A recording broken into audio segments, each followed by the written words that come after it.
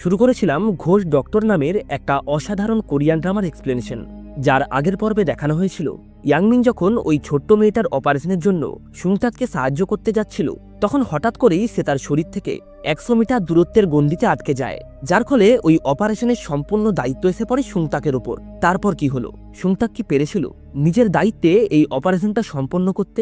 সেটাই দেখবো আমরা আজকের ভিডিওতে। দেখা যায় অপারেশন শুরু হবার পরেও ইয়াংমিন সময় মতন কেবিনে না আসায় সুংতাক বেশ চিন্তিত হয়ে পড়ে, কারণ অপারেশনের সময় হয়ে গেছে। তা সত্ত্বেও ইয়াংমিন তার শরীরে প্রবেশ করেনি। সুংতাক তাড়াহুড়ো করতে গিয়ে তার হাত থেকে সার্জারি ব্লেডটা নিচে পড়ে যায়। এরপর সে ওই ব্লেডটা তুলতে গেলে তার হাত কেবিনের মেঝেতে স্পর্শ হয়, যার কারণে তাকে অপারেশন রুম থেকে বেরিয়ে পুনরায় স্যানিটাইজ হতে হয়। তবে এইসবের মধ্যেই হঠাৎ করেই রোগীর শারীরিক অবস্থা আরও খারাপ হতে শুরু করে। ইয়াংমিন এটা দেখা মাত্রই দ্রুত আঙ্কেল ডেন্টের আত্মাকে খুঁজতে শুরু করে। বেশ কিছুক্ষণ খোঁজার পর অবশেষে আঙ্কেল ডেন্টের আত্মাকে সে হসপিটালের ওই সাফাইকর্মী মেয়েটার মধ্যে দেখতে পায়। ইয়াংমিন আঙ্কেল ডেন্টকে পুরো ব্যাপারটা বুঝিয়ে বলে, যা শুনে আঙ্কেল ডেন্টও তাকে সাহায্য করতে রাজি হয়। সে কোনো মতে ইয়াংমিনের বডিটাকে পুনরায় তার কেবিনে নিয়ে আসে, যার ফলে ইয়াংমিনও সহজেই সেই অপারেশন রুমে প্রবেশ করতে পারে। ভেতরে ঢুকে সে লক্ষ্য করে সুংতাক তার উদ্ভট কাজকর্মের কারণে বাকি সার্জেন্টের কাছে অনেক বকা খাচ্ছিল। তবে ঠিক সেই মুহূর্তেই ইয়াংমিনের আত্মা সুংতাকের শরীরে প্রবেশ করে এবং তারপর তার সেই চেনা স্টাইলে হাত দুটোকে ঘুরিয়ে পুনরায় অপারেশনটা শুরু করে। এই সময় পাশে দাঁড়িয়ে থাকা তেইহুন সুংতাকের এমন অদ্ভুত পরিবর্তন দেখে বেশ অবাক হয়। ইয়াংমিনের আত্মা তেইহুনকে সরে দাঁড়াতে বলে, কারণ আর্টিফিশিয়াল হার্ট সার্জারি কোনো স্বাভাবিক ব্যাপার নয়। একটা সামান্য ভুলেও রোগীর প্রাণ চলে যেতে পারে।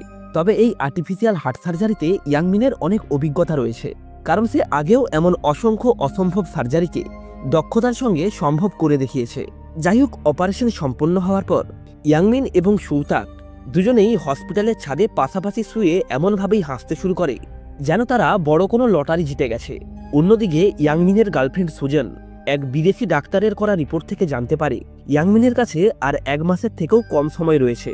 এটা জানার পরে সুজন কান্নায় ভেঙে পড়ে।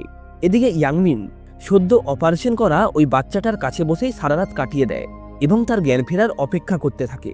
যাই হোক, শেষমেশ বাচ্চাটার জ্ঞান ফিরলে ইয়াংমিন আনন্দে আত্মহারা হয়ে ওঠে।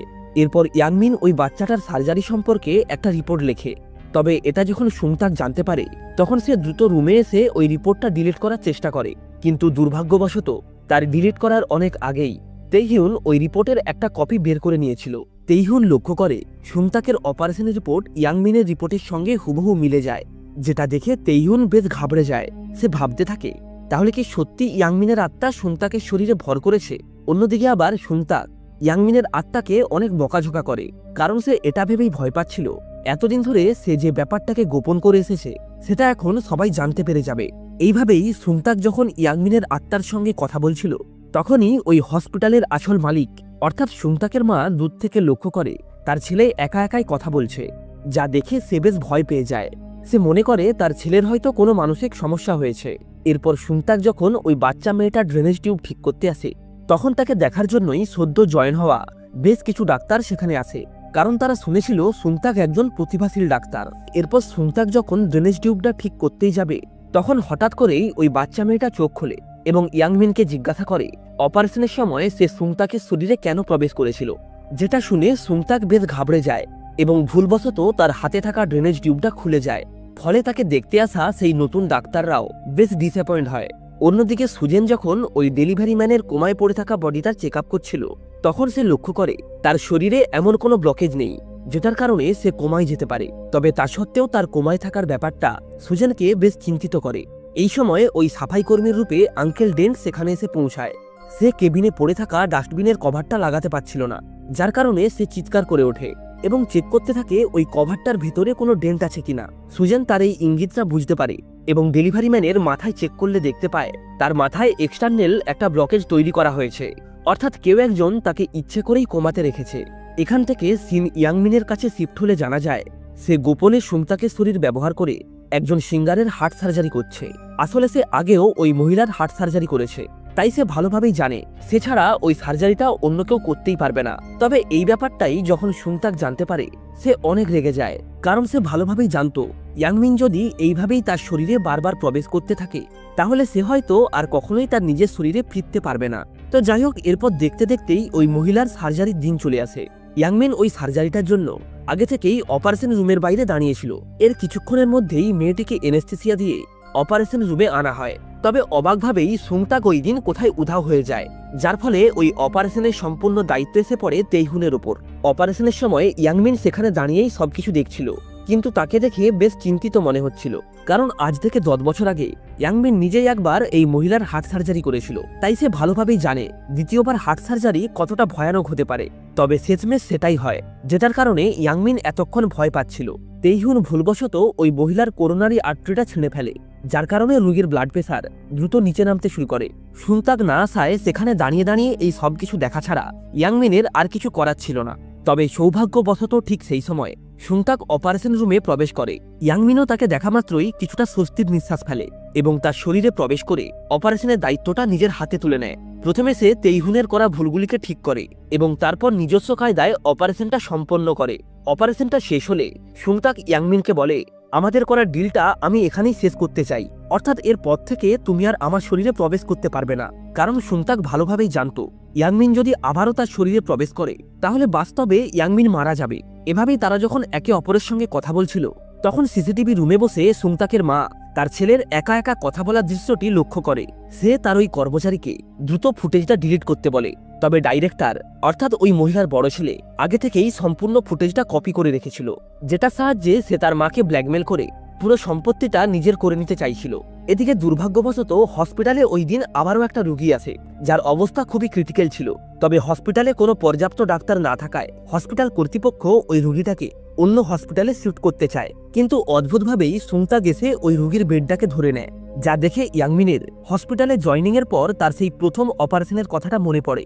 তবে সে ভালোভাবেই জানত সুংতাক একজন মেডিসিন ডাক্তার, তাই তার পক্ষে এই অপারেশনটা করা খুব একটা সহজ হবে না। সে মনে করে এমনভাবে কোমায় পড়ে থেকে জীবন কাটানোর থেকে আর 5টা রোগীর প্রাণ বাঁচাতে গিয়ে মারা যাওয়াটা অনেক গর্বের। তাই সে পুনরায় সুংতাকের শরীরে প্রবেশ করে এবং দক্ষতার সাহায্যে সার্জারিটা সম্পন্ন করে। অন্যদিকে ইয়াংমিনের গার্লফ্রেন্ড সুজন ওই ডেলিভারি ম্যানের সফল অপারেশন করায় সে কোমা থেকে বেরিয়ে আসে। ইয়াংমিন এবং সুংতাক এটা জানা মাত্রই দ্রুত সেই কেবিনে আসে। আসলে ইয়াংমিন মনে করেছিল ওই ডেলিভারি ম্যান তার দেওয়া কথা অনুসারে কোর্টে গিয়ে ডাইরেক্টরের সমস্ত কুকীর্তি ফাঁস করে দেবে এবং তাকে সঠিক শাস্তি দেবে। তবে দুর্ভাগ্যবশত ওই ডেলিভারি ম্যানের ইয়াংমিনকে দেওয়া কোনো কথাই মনে ছিল না। ইয়াংমিন যখন এটা জানতে পারে তখন সে রাগে পাগল হয়ে ওঠে। ঠিক এই মুহূর্তেই হসপিটালের ডাইরেক্টর ডেলিভারি ম্যানকে ফোন করে জানায় তার হসপিটালের সমস্ত বিল সে পে করে দিয়েছে, অর্থাৎ সে তাকে ঘুষ দিয়ে মুখ বন্ধ রাখানোর চেষ্টা করছিল। ইয়াংমিন যখন ওই ডেলিভারি ম্যানের উপর চেঁচামেচি করছিল, তখন আঙ্কেল ডেন্টের আত্মা তাকে শান্ত করায় এবং বলে আত্মাদের নিয়ম অনুসারে একজন আত্মা যখন পুনরায় তার শরীরে প্রবেশ করে তখন আত্মা অবস্থায় থাকাকালীন সে যা যা করেছে সে সবকিছুই ভুলে যাবে। তাই ডেলিভারি ম্যানকে এখন তার কৃতকর্মের জন্য দোষ দেওয়া বৃথা। পরের দিন ওই ডেলিভারি ম্যান যখন হুইল চেয়ারে বসেছিল তখন সুংতাক তাকে মনে করায় হসপিটালের ডাইরেক্টরের কাছ থেকে ঘুষ নিয়ে সে ইয়াংমিনকে মারার চেষ্টা করেছিল। এটা শোনা মাত্রই ওই ডেলিভারি ম্যান বেশ ভয় পেয়ে যায়। অন্যদিকে সুজনের বাবার আত্মা তার স্বার্থপর ছেলেকে শাস্তি দেওয়ার জন্য ইয়াংমিনের কাছে সাহায্য চাইছিল। আর এর ঠিক পরের দিনই কিছু সাংবাদিক চেয়ারম্যানের ছেলের ইন্টারভিউ নেওয়ার জন্য হসপিটালে আসে। আসলে কেউ একজন গোপনে তার বাবার কোমায় পড়ে থাকা বডিটার ছবি অনলাইনে পোস্ট করে দিয়েছিল। ওই হসপিটালের ডাইরেক্টর এবং এই কুকীর্তির সঙ্গে জড়িয়ে থাকা বাকি লোকেরা এটা জানার পর বেশ ভয় পেয়ে যায়। পরের দিন সুজন হসপিটালের ডাইরেক্টর এবং তার ভাইয়ের নামে কেস করে তার বাবার উকিলকে ডেকে পাঠায়। উকিল কোর্ট থেকে দেওয়া আদেশ অনুসারে চেয়ারম্যানের ওপর ডু নট রেসিডেন্টের নিয়ম জারি করে, অর্থাৎ রোগীর হার্টবিট একবার বন্ধ হয়ে গেলে তাকে আর কোনোভাবেই আইসোলেট করে রাখা যাবে না। এদিকে হসপিটালের ডাইরেক্টর যখন বুঝতে পারে এই ঘটনাটিকে আর কোনোভাবেই লুকিয়ে রাখা যাবে না, তখন সে এই পুরো ঘটনার দোষ তেইহুনের উপর চাপিয়ে দেয়। এদিকে সুজেন নিজে দাঁড়িয়ে থেকে তার বাবার হার্ট এবং অন্যান্য অর্গানগুলি চেক আপ করায়। আর এই সময় দেখা যায় সুজেনের বাবার আত্মা আঙ্কেল ডেন্টের আত্মার সঙ্গে খেলতে ব্যস্ত রয়েছে। তাকে দেখে মনে হচ্ছিল সে যেন তার জীবনের শেষ মুহূর্তটুকু এভাবেই আনন্দের সহিত কাটাতে চাইছিল। যাই হোক, রিপোর্ট দেখে সুজেন জানতে পারে তার বাবার হার্ট এবং অন্যান্য সমস্ত অর্গান কাজ করা বন্ধ করে দিয়েছে। সাথে সাথেই সুজেন কান্নায় ভেঙে পড়ে, কারণ কোর্ট থেকে দেওয়া আদেশ অনুসারে এবার ডু নট রেসিডেন্টের নিয়ম জারি করা হবে। সুজেন নিজের হাতেই তার বাবার অক্সিজেন মাস্কটা খুলে দেয়। আর এর সাথে সাথেই চেয়ারম্যানের আত্মাও ধীরে ধীরে বাতাসের সঙ্গে মিলিয়ে যায় এবং এর সাথেই সিরিজের চতুর্থ পার্টটা এখানেই শেষ হয়। ভিডিওটা ভালো লেগে থাকলে অবশ্যই একটা লাইক করে চ্যানেলটা সাবস্ক্রাইব করে রাখবেন। আর এই সিরিজের বাকি এপিসোডগুলি দেখতে চাইলে অবশ্যই কমেন্টের মাধ্যমে জানাবেন।